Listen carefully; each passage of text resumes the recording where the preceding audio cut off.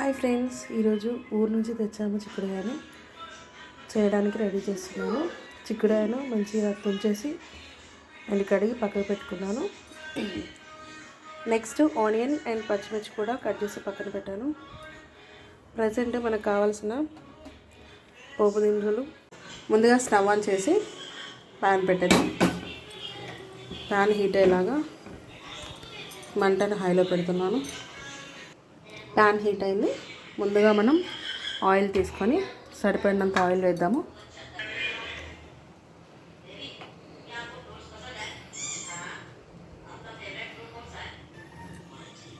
Oil వేసాను. ముందుగా పోపు దినుసులు వేసేద్దాం. ఆయిల్ హీట్ అయింది, వేసేసాను. అవి కాస్త వేగాక ఆనియన్ పచ్చిమిర్చి వేగాక ఆనియన్ కూడా వేసేద్దాం.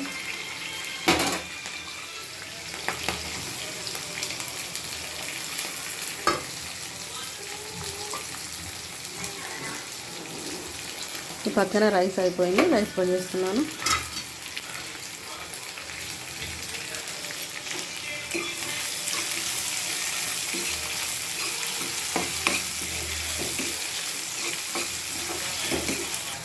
ఇప్పుడు ఆనియన్ పచ్చిమిర్చి వేగే వరకు మూత పెట్టేద్దాం. ఇప్పుడు బౌల్ మీద క్యాప్ తీసి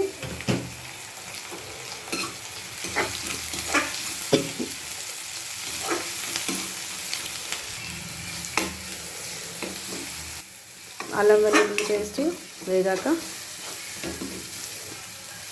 పసుపు వేసేద్దాం.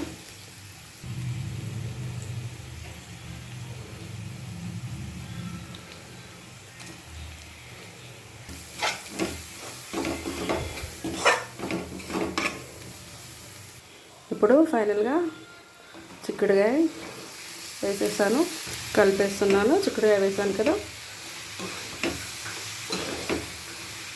చిక్కుడుకాయలో రుచికి సరిపడినంత సాల్ట్ వేసేసి మూత పెడదాము. త్వరగా కుక్ అవుతుంది.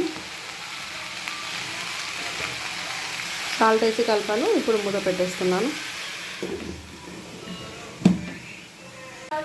చూడండి ఫ్రెండ్స్, కర్రీ రెడీ అయిపోయింది.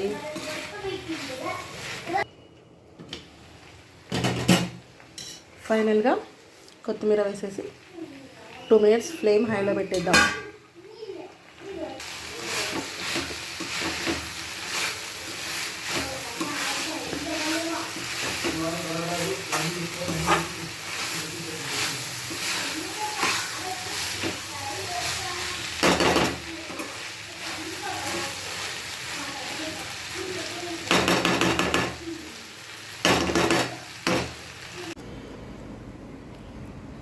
వేడి వేడి రైస్తో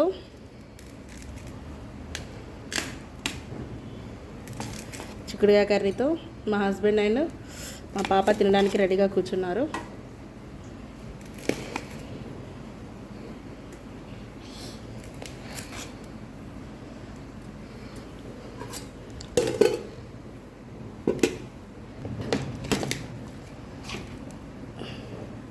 ఇది విలేజ్ నుంచి తెచ్చింది, చాలా టేస్టీగా ఉంటుంది. చూద్దాం వీళ్ళు ఏం చెప్తారు. మా వారు ఎలా ఉందండి? చాలా బాగుందా? విలేజ్ స్టైల్ వెజిటేబుల్సే హైలైట్ ఉంటాయి, సిటీలో దొరికేటి అన్నీ వేస్ట్. మమ్మీ తిని చూడు, టేస్ట్ ఎలా ఉంది? చాలా బాగుందా? నచ్చిందా నాన్న? నీకు దాంట్లో గింజలు చాలా ఇష్టం కదా. ఇది ఫ్రెండ్స్ ఈరోజు మా డిన్నర్ ప్లాన్. చిక్కుడుకాయ కర్రీతో రెసిపీ ట్రై చేయండి. నచ్చితే లైక్ చేయండి, షేర్ చేయండి, సబ్స్క్రైబ్ మై ఛానల్. ఐషాని, నువ్వేం చెప్పాలనుకుంటున్నావు? నేను కూడా వీడియో చేశాను, మీకు నచ్చితే లైక్ చేయండి, షేర్ చేయండి అండ్ కామెంట్ కూడా చేయండి. Thank you friends.